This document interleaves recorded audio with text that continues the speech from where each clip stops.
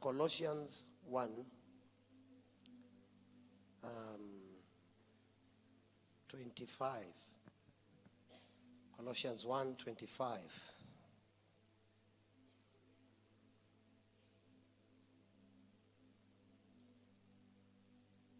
Let's start from 24. Can we kindly read it? I now rejoice in my sufferings for you. Stop. As a minister of the gospel, you cannot ignore suffering. That is, just know that. Find a way to rejoice when you suffer for Jesus. You know, when I hear a pastor tell people, tell your neighbor you will not suffer. Those are cute messages. And you know they have no place in the kingdom. They have a place in the ears of people. It's called the itchiness of the ear. Now the fact that you are born again, tell your neighbor you will suffer properly. But I will need to explain. Lacking rent is not suffering.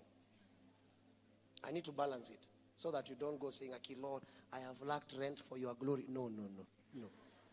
That was not the height of suffering according to the fathers of old. To suffer means to forgo you for God's will. That's what it means to suffer. It's just one word. You forgo yourself. You put your desires on hold. You put your perspective on hold. You put your understanding on hold. You put your trust on hold. Basically, you put a full stop to everything that pertains you. That's what you call to suffer for Christ. Do you understand what I'm saying? So we need to describe suffering. Because back in those days, these writers, they suffered with joy. When others were put in boiling pots of oil, they suffered with joy. Others were, in case you're not aware, crucified upside down. Peter said, I am not worthy to be crucified like my master. Upside down. Now, in case you have tried, which I know every African apart from the PlayStation generation, no one here has never gone to the edge of the bed and put his head facing down. Even you see the prophet that you like their prophecies. In their past, there is that option where they went to the bed and put their head against. And do you notice the way you feel weight coming on your head? I want you to imagine being in that position till you die. You don't die because you are beaten. You die because of weight. You know, when the writers that wrote the Bible see the perspective of our Christians today, if worth was to be discussed, we are not worthy. We are not.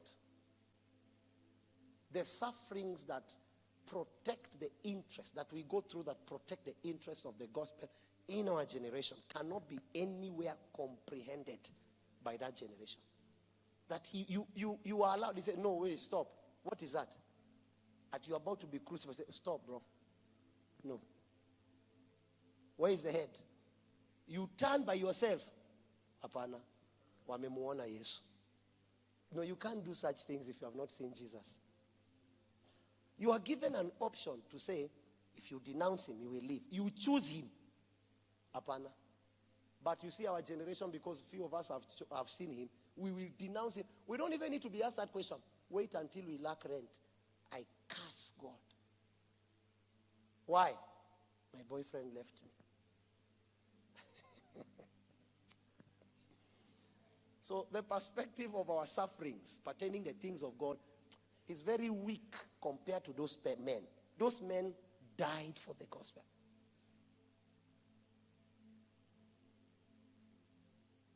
Someone went to India on the 12 disciples and died in India. Go study him. Another one was skinned alive. Skin. Now let me explain to you, because words are not heavy. Have you ever seen a goat being skinned? Now, the goat is... Have you ever seen a...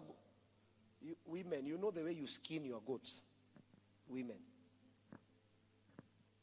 Wababa. You see the way? Now, you can imagine you are alive.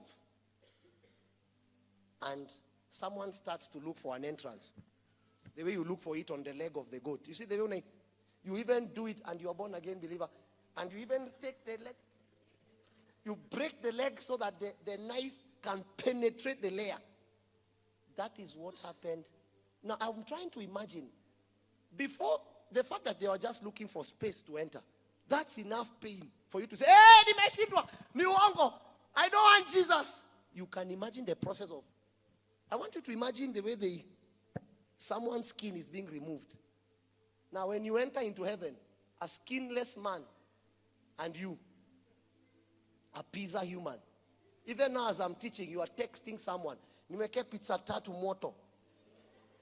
As I'm teaching, you're already on pizza. And you're even putting Coca-Cola on top.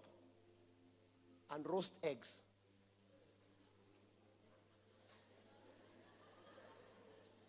Don't be worried. Kenya, all things are possible. Kenya. If you can enter parliament.